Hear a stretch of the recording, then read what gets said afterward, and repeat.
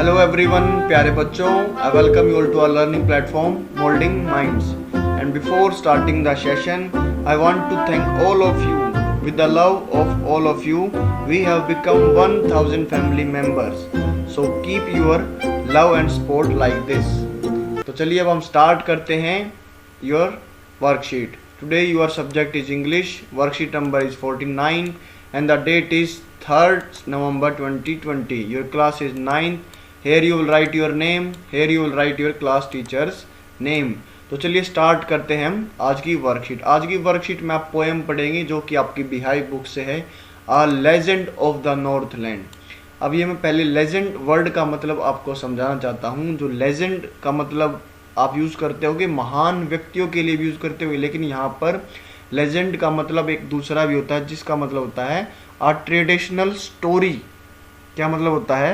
Uh traditional story from the past that is believed by many people but cannot be proved to be true. कि एक पारंपरिक कथा जो कि पास से ली जाती है और उसे काफ़ी लोग बिलीव करते हैं, विश्वास करते हैं, लेकिन उसको आज तक प्रूव नहीं किया गया, माना नहीं गया कि वो सच्ची कहानी होगी. तो लेजेंड का मतलब ये हुआ. A legend of the Northland. Northland क्या हुआ? नॉर्थलैंड वो हिस्सा हो गया बिल्कुल जो कि नॉर्थ पोल पर है, नॉर्थ पोल पर स्थित है. A legend of the North Pole, Northland is a ballad. एक बैलेड है. और बैलेड क्या होती है? A ballad is a song narrating a story in short stanzas. एक बैलेड है वो एक गाना होता है, एक गीत होता है जो कि शॉर्ट स्टैंजाज में कहानी को बयान करता है या हमें सुनाता है. They are a part of folk culture or popular culture and are passed on orally from one generation to the another. ये लोक संस्कृति या प्रसिद्ध संस्कृति का एक हिस्सा है और मौखिक रूप से एक पीढ़ी से वन जनरेशन से दूसरी जनरेशन तक ये पास किए जाते हैं. This poem narrates the legend of an old lady who angered Saint Peter because of her greed. ये कविता एक बूढ़ी महिला की कथा को बयां करती है जो अपने लालच के कारण एक संत पीटर को नाराज कर देती है. So let's read it. तो आइए इसे पढ़ें. स्टार्ट करते हैं यहाँ से. 4 लाइनें हम इकट्ठी पढ़ेंगे. Away away in the northland where the hours of the day are few and the nights are so long in winter that they can not sleep them through. कि away away in the northland, यहाँ पर एक picture भी दिखाई गई है कि Northland से भी काफ़ी दूर जहाँ पर दिन में जो घंटे होते हैं वो बहुत फ्यू कम होते हैं एंड द नाइट जो रातें होती हैं वो बहुत लंबी होती हैं. And that can not sleep them through की और पूरी रात जो रातें होती हैं वो इतनी लंबी होती है कि आप पूरी रात सो भी नहीं सकते हो. Where they harness the swift reindeer to the sledges when it snows and the children look like bears cub in their funny furry clothes. Harness का मतलब होता है लगाम. रिएंडर होता है एक प्रकार का हिरन जो कि यहाँ पर आपको पिक्चर में दिख रहा होगा. स्लेजेस होते हैं बगैर पहिए की जो गाड़ियाँ जो बर्फ़ और पहाड़ के बर्फीले पहाड़ों पर जो यहाँ पर ट्रैवलर्स के लिए यूज़ की जाती है. और यहाँ पर जो कब्स है, कब्स का मतलब होता है बच्चे, जानवरों के, बियर के बच्चे. फ्यूरी का मतलब होता है रेशेदार अच्छे क्लोथ्स. और यहाँ पर क्या हुआ? व्हेन देयर हार्नेस, कि जब स्नो होती है तो यहाँ पर जो स्विफ्ट रेंडियर जो तेज़ दौड़ने वाले जो हिरन होते हैं उन पर लगाम बांधी जाती है. और टू द स्लेजेस, कहाँ पर वे बांध जाते हैं? बगैर पहियों की गाड़ियों पर, और जो ट्रैवलर्स होते हैं उनको वो ट्रैवल करवाते हैं. एंड द चिल्ड्रन लुक, और जो बच्चे होते हैं वो बियर कब्स, वो भालू के बच्चों की तरह लगते हैं क्योंकि इन their funny and fury cloth, क्योंकि वो इतने ज़्यादा कपड़े पहन लेते हैं जैसे इस पिक्चर में दिखाया गया है कि वो भालू जैसे बच्चे लगते हैं. They tell them a curious story I don't believe it's true and yet you may learn a lesson if I tell the tale to you. They tell them, उन्होंने एक क्यूरियस, एक जिज्ञासु कहानी सुनाई जिसे मुझे बिल्कुल सुनकर बिलीव नहीं हुआ और मैं नहीं मानता वो ट्रू है. And yet you may learn a lesson, लेकिन फिर भी, येट माने फिर भी, आप एक लेसन, एक सीख सकते हो. And if I tell the tale to you, अगर मैं आपको एक कहानी आपको बताऊंगा. तो कहानी क्या है वो पढ़ते हैं. Once when the good Saint Peter lived in the world below and walked about it preaching just as he did, you know. Preaching का मतलब होता है उपदेश देना। आपको पता कि संत जो महान संत होते हैं वो उपदेश देते रहते, अपना ज्ञान बांटते रहते हैं और पूरी दुनिया में घूमते रहते हैं। वंस एक बार जब एक बहुत अच्छे सेंट को क्या बोलते हैं हम, संत बोलते हैं हिंदी में, संत पीटर इस संसार में रह रहे थे। And walked about it preaching just as he did, कि जैसा वो प्रीच कर अपने पूरे संसार में जाते रहते हैं, वॉक करते रहते हैं। एज यू नो, जैसा कि आप भी जानते हैं। He came to the door of a cottage in travelling round the earth where a little woman was making cakes and baking them on the hearth. वो अब एक कॉटेज, कुटिया के डोर के दरवाजे के पास वो आए। इन द ट्रेवलिंग, घूमते घूमते पूरी दुनिया को। वेयर अ लिटिल वुमेन, जहाँ पर उन्हें एक लिटिल वुमेन, एक बूढ़ी औरत वहाँ पर उन्हें मिली केक्स बनाते हुए। And baking them on the hearth, hearth होता है भट्टी, जहाँ पर वो भट्टी पर उन केक्स को बेक कर रही थी, पका रही थी। And being faint with fasting for the day was almost done, he asked her from her store of cakes to give him a single one. और बीइंग फेंट, फेंट माने बेहोश होना, बेहोशी की हालत में वो हो गए थे क्योंकि वो फास्टिंग था, उनके पूरे दिन उन्होंने व्रत रखा था। For the day was almost done, क्योंकि डे भी पूरा खत्म हो चुका था। ही आस्क्ड हर, उन्होंने उनसे पूछा, from her store of cakes, और जो लेडी थी उन्होंने बिल्कुल एक स्टोर, बिल्कुल बहुत सारे केकों का पूरा संग्रह कर रखा था। To give him a single one, उनमें से वो संत ने मांगा कि इनमें से मुझे एक सिंगल वन दे दीजिए। So she made a very little cake, but as it baking lay, she looked at it and thought it seemed too large to give away. लेकिन जो औरत थी वो बहुत लालची थी, ग्रीडी थी, इसलिए उसने सोचा कि ये केक्स तो मैं बहुत बड़े हैं, एक छोटा सा केक मैं बनाकर इसको दे दूंगी। तो उसने एक केक छोटा केक बनाया, बट लेकिन जैसे उसने बेक करने के लिए उसको रखा, ले माने रखना, शी लुक्ड एट इट, उसने उस केक की तरफ देखा। And thought it seem too large to give away, और उसने सोचा, उसको लगा कि ये बहुत बड़ा केक हो जाएगा किसी को देने के लिए। गिव अवे का मतलब होता है आप फ्री में किसी को चीज़ दे रहे हो। Therefore she needed another and still a smaller one, but it looked, when she turned it over, as large as the first had done. इसीलिए उसने एक बार दोबारा से आटा, नीडेड माने आटे को गूंदा, and still a smaller one, और उसे लगा कि एक छोटा होगा केक। बट इट लुक्ड, लेकिन उसने जब देखा, when she turn it over, कि जैसे उसने बेक करके उसको टर्न किया, as large as the first had done, वो उतना ही बड़ा था जितना कि पहला केक था। Then she took a tiny scrap of dough and rolled it flat and baked it thin as a wafer. लेकिन उसने, वो क्योंकि लालची थी, फिर भी उसने क्या किया, दोबारा से एक छोटी सी लोई बनाई, एक आटे की बिल्कुल छोटी सी लोई बनाई, और उसने रोल कर बिल्कुल उसको फ्लैट कर दिया। And baked it thin as a wafer, और वेफर होता है एक पापड़ की तरह खाने की चीज़ होती है, बिल्कुल पापड़ की तरह उसने पतला कर उसको पकाना शुरू कर दिया। But she couldn't part with it, लेकिन उससे वो भी नहीं दिया जा सका, कि वो बिल्कुल छोटा केक होने के बावजूद भी उस लेडी वो इतनी लालची थी कि उससे वो केक भी नहीं दिया जा सका। For she said, my cakes that seem too small when I eat of them myself, and yet too large to give away, so she put them on the shelf. अब वो बोलती है कि मेरे केक्स बहुत small हैं, बहुत छोटे हैं जब मैं उन्हें खुद खाती हूँ, लेकिन वो किसी को देने के लिए, लेकिन फिर भी वो किसी को देने के लिए बहुत बड़े हैं, इसलिए उन्होंने she put them on the shelf, उन्होंने वो शेल्फ पर रख दिया। Then good Saint Peter grew angry, for he was hungry and faint, and surely such a woman was enough to provoke a saint. लेकिन जो गुड सेंट थे वो angry हो गए, गुस्सा हो गए, क्योंकि वो बहुत भूखे थे, हंग्री थे, और उस भूख के कारण उनको बेहोश होने वाले थे वो।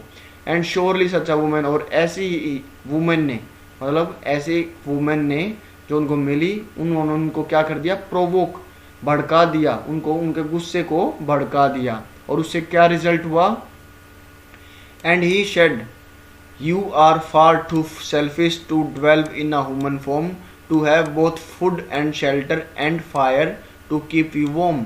अब वो संत उन्हें बोलते हैं कि तुम बहुत ज़्यादा स्वार्थी हो इस ह्यूमन फॉर्म में, इस मानव के ढांचे में, ड्वेल माने रहने के लिए, और तुम्हें फूड और शेल्टर जो मिल रहा है और जो फायर मिल रही है तुम्हें गर्म रहने के लिए, वो तुम डिज़र्व नहीं करते हो, उसके लिए तुम बहुत ज़्यादा स्वार्थी हो। अब वो संत क्या करता है, now you shall build as the birds do and shall get you scanty food by boring and old in the hard dry food. अब वो बोलता है कि तुम जैसे बर्ड अपना घोंसला बनाते हैं वैसे ही तुम भी अपना घोंसला बनाओगी। And shall get your scanty food, scanty माने बहुत थोड़ा, और तुम्हें बहुत थोड़ा खाना मिलेगा। And by boring and all the day in the hard dry wood, और तुम ऐसे काम करोगी अपने खाने के लिए कि पूरे दिन हार्ड ड्राई जंगल में तुम घूमते रहोगे और बोर होते रहोगे। इसका मतलब आप समझ गए होगी। अब वो उन्हें शराब देने वाला है, कर्ज देने वाला है। Then up she went through the chimney never speaking a word and out of the top flu a woodpecker for she was change to a bird. और उसके बाद जैसे ही उस संत ने उसको शराब दिया, वो चिमनी से होकर उस घर से बाहर निकल गई बगैर कोई शब्द बोले।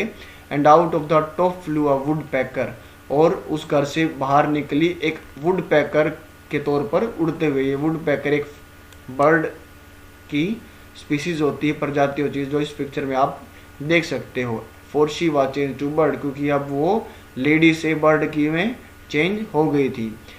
She had a scarlet cap on her head and that was left the same, but all the rest of her clothes were burned black as a coal in the flame.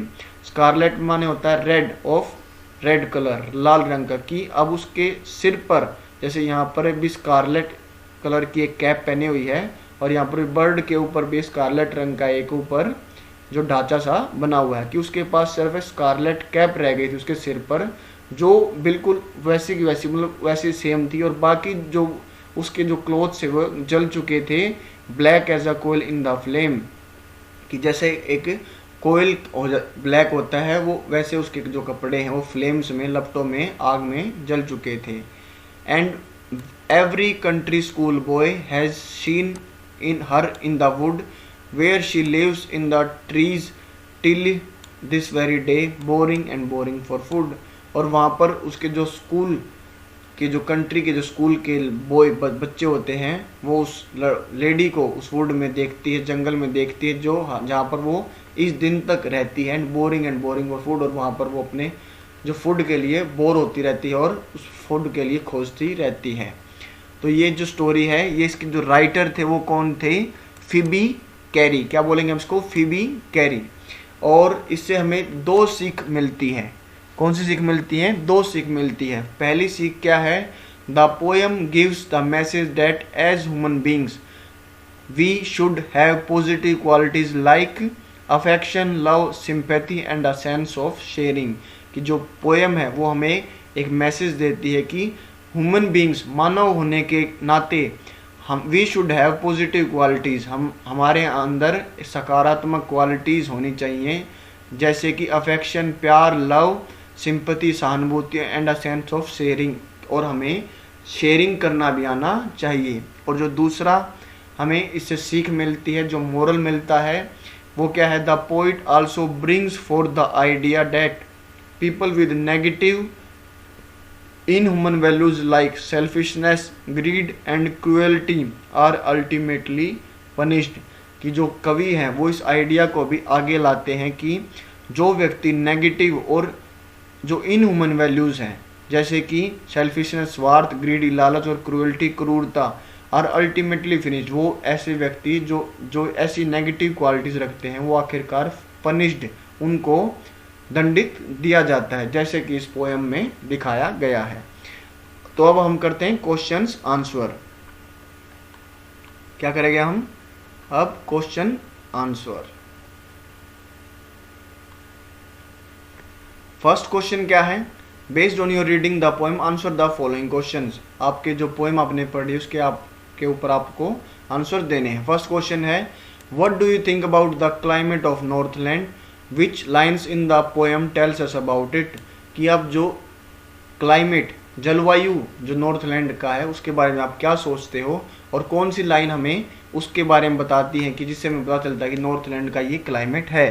तो इसका आप आंसर आप खुद बना सकते हैं, और जो मैं ये बता रहा हूँ इनसे भी आप थोड़ी बहुत मदद ले सकते हैं। The climate of Northland is polar and it's extremely cold.